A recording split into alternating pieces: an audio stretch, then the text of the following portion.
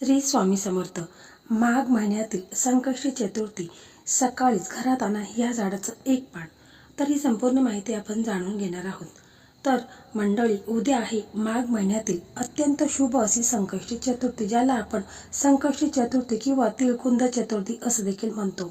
तुम्हाला माहीत आहे का, वर्षभर मधील सर्व संकष्टी चतुर्थीमध्ये माघ महिन्यातील चतुर्थीला अनन्यसाधारण महत्त्व आहे.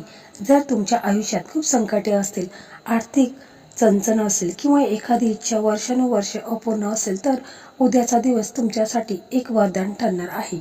आजच्या या व्हिडिओमध्ये मी तुम्हाला असा एक गुप्त उपाय सांगणार आहे. कदाचित कोणी तुम्हाला सांगितलं असेल, फक्त एक खास पान, हो, एक विशिष्ट झाडाचे फक्त एक पान उद्या सकाळी तुम्हाला घरात आणायचं आहे. हे पान तुमच्या आयुष्यातील गरिबी आणि दुःख, दारिद्र्य, मुलासकट नष्ट करण्याची ताकद ठेवते. पण ते झाड कोणते, ते पान कसे आणायचे आणि सर्वात महत्त्वाचं म्हणजे त्या पानाचा नेमका कोणता उपाय करायचा, हे जाणून घेण्यासाठी हा व्हिडिओ शेवटपर्यंत नक्की पहा. मग माघ महिन्यातील चतुर्थीला लंबोदर संकष्टी चतुर्थी असे देखील म्हणतात. असे मानले जाते की या दिवशी गणपती बाप्पा पृथ्वीवर अत्यंत जागृत अवस्थेत असतात.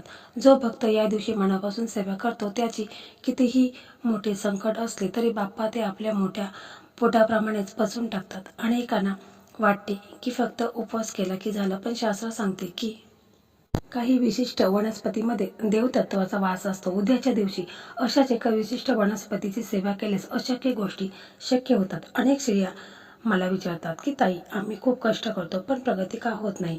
याचे उत्तर तुमच्या घराच्या ऊर्जेत दडलेले असते आणि तीच ऊर्जा बदलण्यासाठी उद्याचा हा उपाय आहे.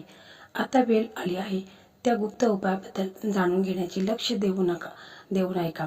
उद्या सकाळी सूर्योदयापासून ते दुपारी 12 वाजेपर्यंत तुम्हाला एका झाडाचे पान तोडून किंवा खाली पडलेले असल्यास ते स्वच्छ धुवून घरात आणायचे आहे. शमीचे झाड किंवा पर्याय म्हणून पिंपळ चालेल, पण प्रथम प्राधान्य शमीला देखील दिले जाईल. हे भगवान गणेशाला शमीचे झाड अत्यंत प्रिय आहे. असे म्हटले जाते की शमीच्या पानात प्रत्यक्ष अग्नी आणि गणपतीची शक्तीचा वास असतो. फक्त पान आणून चालणार नाही. ते पान आणताना तुम्हाला एका विशिष्ट मंत्र म्हणायचा आहे आणि घरात आणल्यावर त्याची विधिवत तुम्हाला पूजा देखील करायची आहे. तुम्ही विचार करत असाल की एक पान काय चमत्कार करणार? तर मंडळी, हे केवळ पान नाही, तर ते तुमच्या घरासाठी सुरक्षा कवच ठरणार आहे. उपाय करताना तुम्हाला स्नान आणि शुद्धता हवी आहे. उद्या सकाळी लवकर उठून स्नान करा. स्वच्छ लाल किंवा पिवळे वस्त्र हे तुम्हाला परिधान करायचे आहेत. शमीच्या झाडाजवळ जाऊन प्रथम त्याला नमस्कार करा. तुमची जी काही अडलेली इच्छा असेल ती मनात बोला. हे बाप्पा, मी हे पान तुझ्या आशीर्वादाने माझ्या घरी घेऊन जात आहे. माझे दारिद्र्य दूर करा. असे म्हणून एक अखंड, न फाटलेले, न तुटलेले असे पान घरी आणा. घरात आणल्यावर हे पान गंगाजलाने किंवा शुद्ध पाण्याने धुवा. त्यावर लाल चंदनाचा टिळा लावा आणि हे पान बाप्पाच्या चरणी अर्पण करा. तुमच्या घरातील गणपतीची मूर्ती समोर हे पान ठेवा. सोबतच एक सुपारी आणि 1-2 रुपयाचे नाणे देखील ठेवा आणि मग मंत्र जपा. 108 वेळा ओम गम गणपताय नमः या मंत्राचा जप करा. आपल्या मुलांच्या, पतीच्या प्रगतीसाठी, जर तुमची प्रगती खुंटली असेल तर देखील पान एका लाल कपड्यात बांधून तुमच्या तिजोरीच्या ठिकाणी किंवा जिथे तुम्ही पैसे ठेवता तिथे ठेवा. हा उपाय केल्यावर अवघे 21 दिवसात तुम्हाला सकारात्मक बदल जाणवू लागेल. हे शास्त्रोक्त सत्य आहे. अनेक भाविकांनी याचा अनुभव घेतला आहे. यासोबतच उद्याच्या दिवशी काही गोष्टी टाळायला लागतात. कोणाचेही वाद घालू नका, कोणाचे मन दुखवू नका. संकष्टीचा उपवास हा चंद्र दर्शनानंतर सोडावा. उद्याच्या दिवशी गणेश अथर्वशीर्ष वाचणे खूप फलदायी ठरते. ज्या भगिनींना मुलांच्या शिक्षणासाठी किंवा लग्नाची चिंता आहे, त्यांनी उद्या गणपतीला 21 गुरांची जोडी आणि गुळ खोबऱ्याचा नैवेद्य अर्पण करावा.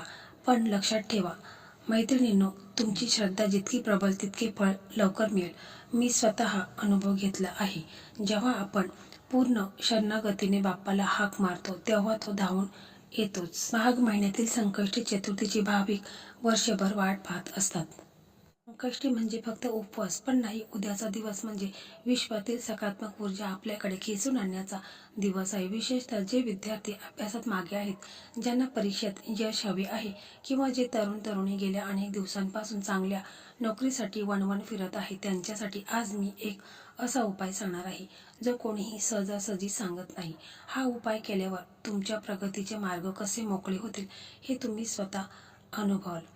त्यामुळे व्हिडिओ शांत चित्तेने शेवटपर्यंत पहा, कारण अर्धवट माहिती श्रद्धेला फळ देऊ शकत नाही. आपल्या पुराणात अशा काही वनस्पती सांगितल्या आहेत ज्यामध्ये साक्षात देवतांचा अंश असतो.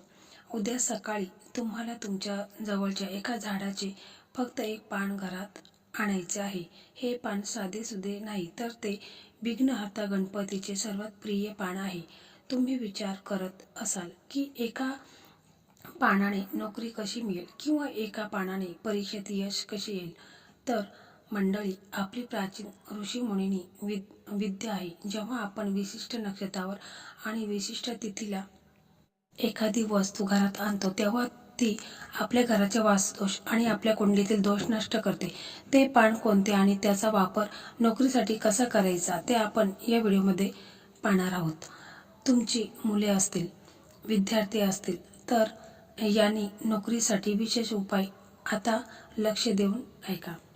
विशेषतः विद्यार्थ्यांसाठी आणि नोकरी इच्छुकांसाठी हा उपाय झाडाचे पान आपल्याला आणायचे. उद्या सकाळी सूर्योदयाच्या वेळी तुम्हाला शमीच्या झाडाचे एक छोटे पान किंवा पिंपळाच्या झाडाचे अखंड पान, जे कुठेही फाटलेले तुटलेले नसावे, असे पान घेऊन यायचं आहे. विद्यार्थ्यांनी हे पान आणून त्यावर अष्टगंधाने किंवा लाल चंदनाने श्री लिहावे. हे पान आपल्या सरस्वती देवीच्या फोटोसमोर किंवा आपल्या अभ्यासाच्या पुस्तकात ठेवावे. असे तुम्ही केल्याने एकाग्रता वाढते आणि बाप्पांची आशीर्वाद तुम्हाला प्राप्त होते. तर जी मुलं नोकरीसाठी वणवण फिरत आहे, त्यांच्यासाठी ज्यांना नोकरी हवी आहे, त्यांनी हे पान आणून त्यावर हळदीने आपल्या मनातील इच्छा लिहा. मला चांगली नोकरी मिळू दे, असं हे पान गणपतीच्या चरणावर अर्पण करा. बाप्पाला प्रार्थना करा, हे लंबोदरा, माझ्या मार्गातील सर्व अडथळे दूर करा. हा उपाय केल्यावर तुमच्यातील आत्मविश्वास इतका वाढेल की येणाऱ्या परीक्षेत, इंटरव्ह्यूमध्ये तुम्हाला यश नक्कीच मिळेल. हा उपाय अत्यंत प्रभावी असून अनेकांच्या आयुष्यात याने सुख समृद्धी आणली आहे. संकष्टी चतुर्थीच्या दिवशी केवळ पान आणून चालणार नाही, तर तुमच्या घरातील वातावरणही शुद्ध हवे. उद्या दिवसभर घरामध्ये दिवा चालू ठेवावा. विद्यार्थ्यांनी शक्य असल्यास उद्याच्या दिवशी हिरव्या रंगाचे कपडे परिधान करावे, कारण हिरवा रंग हा बुधाचा आणि गणपतीचा कारक मानला जातो. ज्यांना नोकरीमध्ये पदोन्नती हवी आहे किंवा व्यवसायात वृद्धी हवी आहे, त्यांनी उद्या बाप्पाला 21 दुर्वांची जोडी अर्पण करावी आणि ओम गण गणपतये नमः या मंत्राचा उच्चार करावा. यामुळे केवळ नोकरी नाही, तर आरोग्य, दीर्घायुष्य सुद्धा लागते. ज्या घरामध्ये नेहमी आजारपण असते, तिथेही या उपायामुळे सकारात्मक ऊर्जेचा संचार होतो आणि घरातील कलह मिटते. मंडळी, हा उपाय अत्यंत सात्विक आहे. हे केल्यानंतर तुमच्या आयुष्यात समाधान, ऐश्वर्य, सुख येईलच, त्यासोबतच तुमची प्रगती देखील होईल.